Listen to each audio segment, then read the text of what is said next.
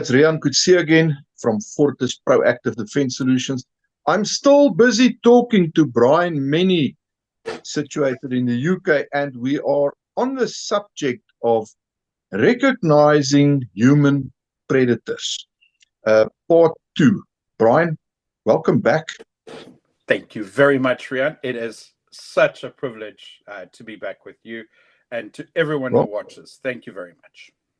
Thank you. Let's jump right in to where we left off with the previous video. We were talking about speech and vocal patterns and predatorial body language and behaviors and patterns. Let's go to clothing and appearance. What clothing choices? And I mean, this is a difficult question because it differs so vastly, I understand. But generally speaking, what clothing choices or accessories might indicate that someone is attempting to conceal a weapon or disguise their identity for criminal purpose? You know, like a hoodie on a very hot day, that type of thing.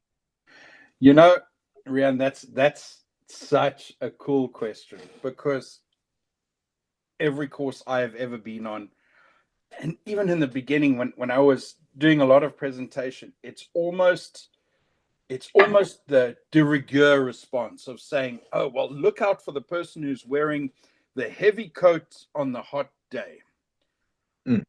And it's not the norm in criminal behavior.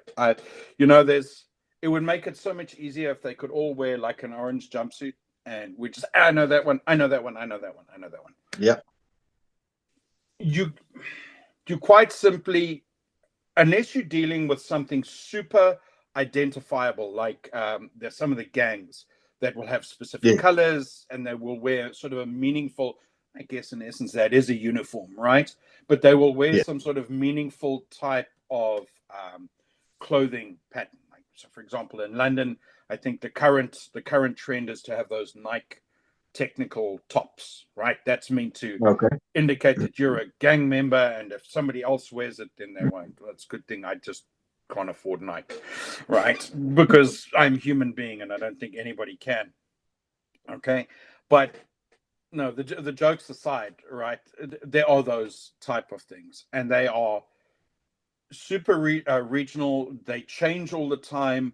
Invariably, law enforcement is a little bit behind the curve, and quite honestly, there's a whole bunch of urban legend, myth, and nonsense that goes into identifying these things as well. Yeah. There are super knowledgeable gang culture experts, both in law enforcement, in the intelligence structure, and in private industry. And I will never, ever disregard their knowledge or what they do. They are amazing. They are incredibly unique. They would be the right person to ask for at the time. And they will almost all tell you that those fashions and trends everywhere change. And that there is a huge amount of nonsense. Sorry, I haven't even answered your question. And I'm telling you why, right? But I will give you the analogy or the equation. Remember, there was not only the urban myth of the burning CD that just sends you to sleep, and we've had some entertaining videos on that one. But there's also, you'll also recall that at one point every person was saying that, well, I had 3 sticks in a Coke tin and a Sprite with the dopiki removed that was outside of my house, and this was that criminal sending that message. And the vast majority of that was just nonsense. Okay, there are absolutely signs of there are instances of urban signage, etc. It's mainly associated with kids playing, kiddie gang or Strompy in the Boxum Bender, that sort of stuff. Okay, criminal environment. There's no easy way to say, well, look for that and look for this. Okay. Well, I guess that's pretty much the answer that I was expecting to get, because it is extremely difficult. I think it's easier to recognize patterns and behaviors and stuff like that than it is to go on clothing per se. Well, here's the thing, and this is going to sound really counterintuitive, okay? Because it's look for the attempt to blend into the environment, right, which doesn't specifically correlate with the actions of the person. Now, there's a bigger picture to this, because there's a really important concept, certainly from the surveillance versus counter surveillance thing, called baseline.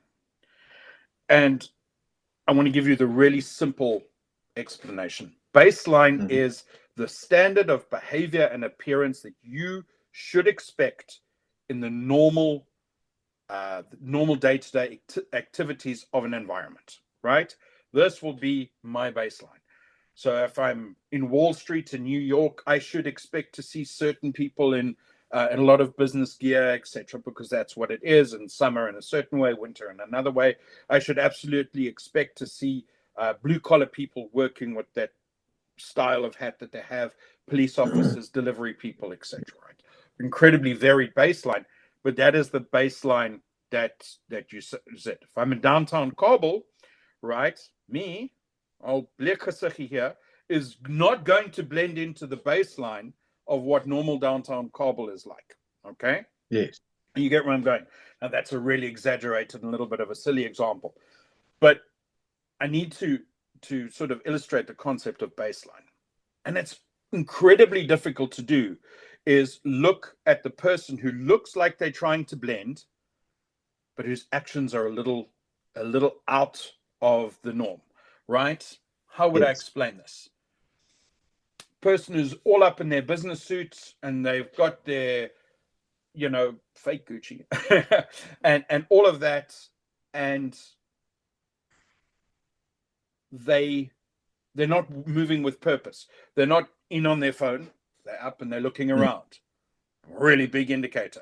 Someone who's super aware of their environment and observing it a lot, but is purporting to be the construction worker on a lunch break type of thing.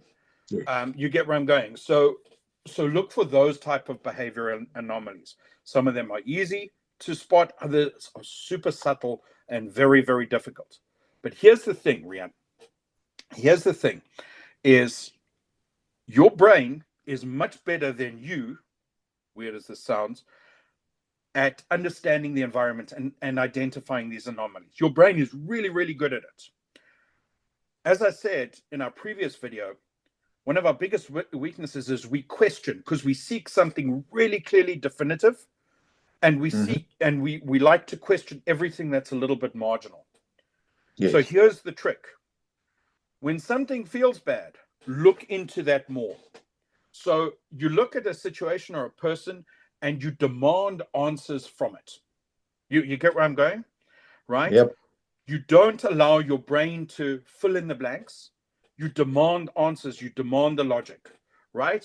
If you have a person, they're walking around with a nice big iPhone, then they also have this really big camera lens and all of that, and you're thinking, wow, really? A tourist with that type of camera lens in that type of clothing?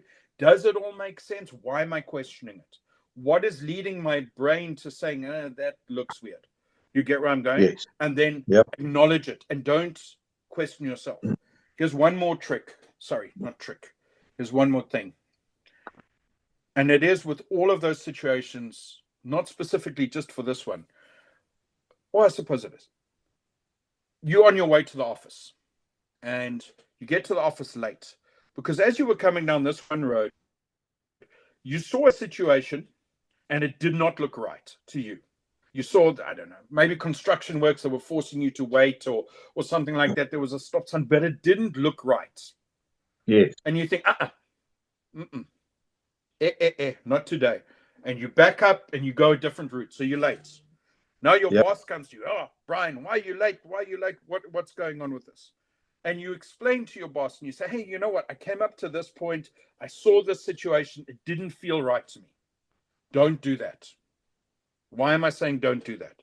Because you are going to try and explain something that your observational elements, all of your senses put in, and put the question in your brain to somebody who has none of that context and who has the natural human inclination of diminishing all of that, as we all do. And who's also now a little bit ticked with you because you're late and is thinking, oh, Bryan's making an excuse. Don't share that sort of thing. Just say, I'm sorry, I was late. I took the wrong road. I took the whatever, Yeah. and deal with that. Don't share and provide a situation where somebody else's questioning is going to cause you to doubt your own instincts. Trust your gut, Jethro Gibbs, right? That's what I want to get at. Trust your gut. You Trust your trust your gut. gut. If something Yes. is tickling you to a degree, it's wrong. Okay? Whether it Yes. is actually wrong or not, it doesn't matter. It's wrong for you. Back away. Sorry. So that brings me directly to the last point, because um, we've in this talk we have again touched on some indicators, pre-attack indicators and stuff. Avoidance and response. I want to spend more time for the sake of these videos on avoidance, because responding, whether that's defending yourself or just ending up in a hands-on situation, is a whole conversation in itself. So I want to spend more time on avoidance. To me, that ought to be the main purpose of recognizing human predators, so that you can preferably avoid them, because the fight that you don't have is the best fight that you can have. So let's talk about avoidance more than response. Can you discuss the best potential strategies for maintaining good situational awareness and avoiding becoming a target in everyday life? In other words, that will make you a harder target. Cool. So let's break down avoidance in three things. I am going to answer your question, right? Because the answer is super easy. What's the strategy is don't be distracted. But let's unpack it a little bit, because I don't want to give a simple answer to a somewhat nuanced question. So let's put avoidance in these three areas. So the first type of avoidance is don't go there. Okay. And again, we touched on this in a few videos ago when we were talking about this, is understand your environment before you get into it. Understand what is the norm, where the bad areas, where the good areas, what you need to do, how you need to do that, how you're going to get from A to B, all of those really good things. And also understand your exit plan, very, very important. And then you say, well, okay, fine. How does that translate into avoidance? Well, in numerous ways. You can look at this and say, well, okay, this area relative to the task I want to complete, it's not worth it. I can do it in other mechanisms. I can let it go. I can let somebody else do it, make it somebody else's problem. I can get whatever the solution is, right? So there's avoidance one. Understand what you need to do, and your own version of, is the juice worth the squeeze? Okay. So now let's assume you actually have to go there. And then it comes back again. You still got to incorporate this understanding, because it's going to come back to baseline. Because every single time you look at behavior of a person, it's got to be relative to the baseline. And again, like I said, the baseline is determined by the geography, the type of behavior, the type of actions, etc., that are typically in that environment. It also has a large degree, to do with the culture and the population types and all of that. All of that determine what is the scenario when all things are good and all things are going well, and it allows you to pick up on those differences when something is different from baseline. Also allows you to adapt your behavior to baseline, because avoidance by hardening your target profile in that method is also a strategy that we want to pursue. Let me make this a little bit more simpler. So if I'm short, but I'm relatively wide, and I go to the gym a lot, and I like, lifting up the heavy things, and it kind of looks at it. I also like eating hamburgers, so it looks like that too. But people will look at me and say, well, hang on, this is a short, fat fellow. He's obviously strong. I'm not going to try and kidnap him because he clearly eats too much cake. Okay, he's going to be difficult to pick up and leave. That's a little bit of a silly way of trying to say, well, okay, that is an avoidance, because I'm not wearing the Rolex. I do not look good in Gucci, and like I said, I don't wear the Nike technical tops. I'm a New Balance guy or an Under Armour guy, because it's cheaper. But you get where I'm going. I'm not anybody's number one target. But if you get somebody else, they a little bit of a skinnier dude. Sorry, not hating on the skinny dudes, but I'm not one. And they're wearing all of the nice things, and they're looking lost, or they're stuck in their phone, or whatever the case might be. And you put the two of us next to each other against a person who wants to rob somebody. I've avoided, they haven't. Okay. Yeah. So avoidance by not, or by managing your own target profile, and all of this, there's a combination of things, right? And then avoidance by awareness, and that kind of comes back to the first thing. If you look at and understand the environment, and something looks off, trust your gut. It's off. Bail. Just bail. Back away. Move out, etc. Right? Then lastly, you kind of in the situation, or at least you have to be, and I'm not talking about going hands-on and all of that. As you said, that's a whole different topic. But Yeah. be assertive. So when somebody attempts to close to you, they want to pick up the sunglasses and give them to you. No, go away, stand back. The big old F-bomb, get away, right? Be aggressive to make them create the distance so that they can see very clearly you are aware, you've clocked them, and they don't know if you're prepared to react or if you're prepared to run, but they know you are acting and aware. But they know they're not going to. Exactly, right? They have lost their element of surprise. Now you are within their OODA loop, because now they have to make the decision. Is the juice worth a squeeze? Am I going to get what I want without scream or a shout or a fist fight or something like this? What is this person doing, other than the fact that he's aware, etc., or she's aware, whatever the case might be? And 98% of the time, especially with resource-driven predators, I'll go find an easier target, because just around the block, I'm going to find somebody with a nicer phone who's stuck in it.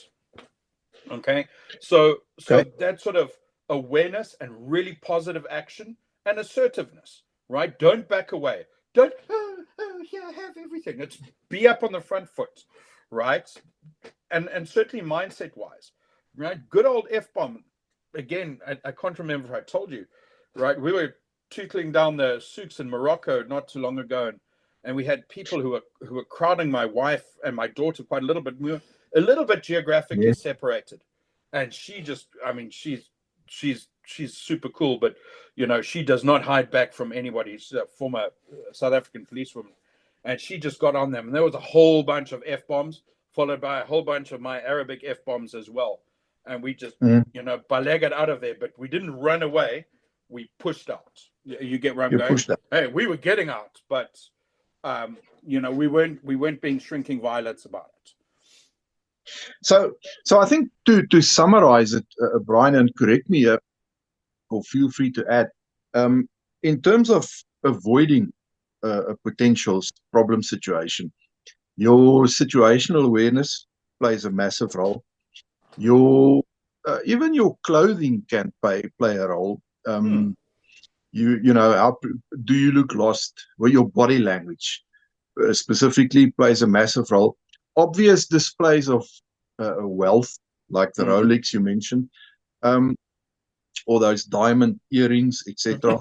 And also in terms of avoiding your senses, your ears and your nose and your eyes.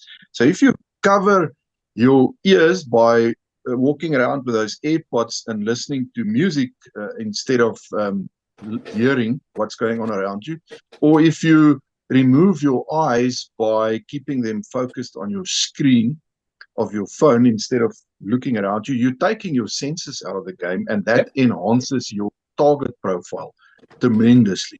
Would you agree?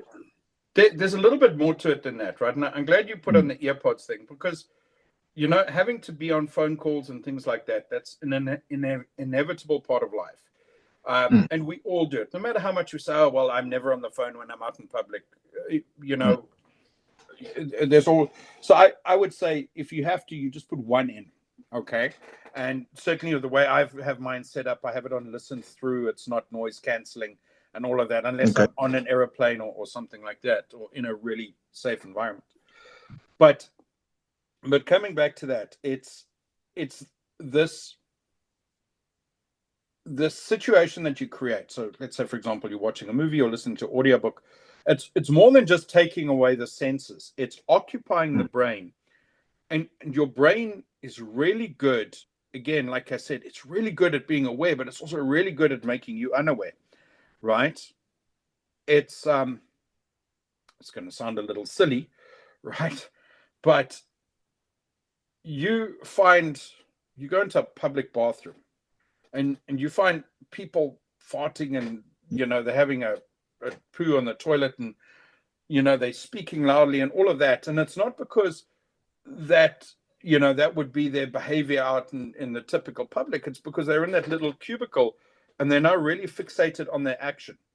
That was a super disgusting example, I'm aware, right? But if you come back it's true.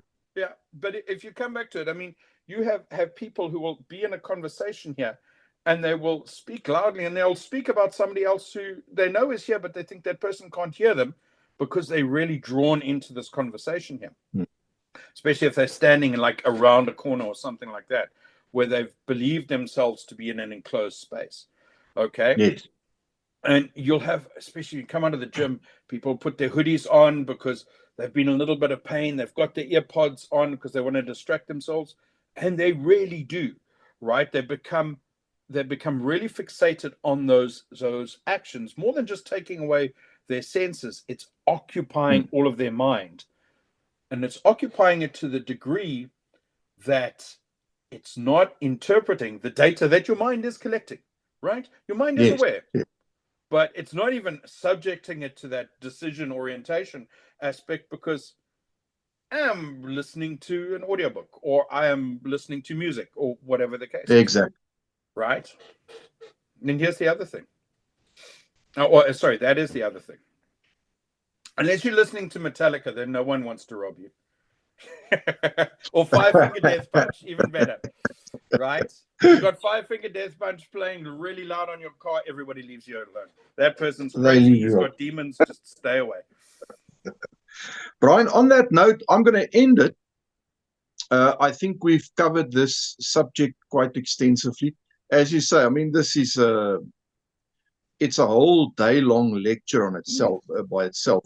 So it's not easy to try and compress it into even two shorter videos. But I think we did a decent enough job of it so that the message can come across anybody listening or viewing the video, that they can at least have a better understanding of what they can do and what is possible in terms of making yourself a bit of a harder target. And that was, at the end of the day, the whole idea. So I thank you for your time and your inputs once again, and we will talk again soon. Thank you very much, Rian. I really appreciate it. And to everybody who's watching, thank you all for listening to me. Thank you.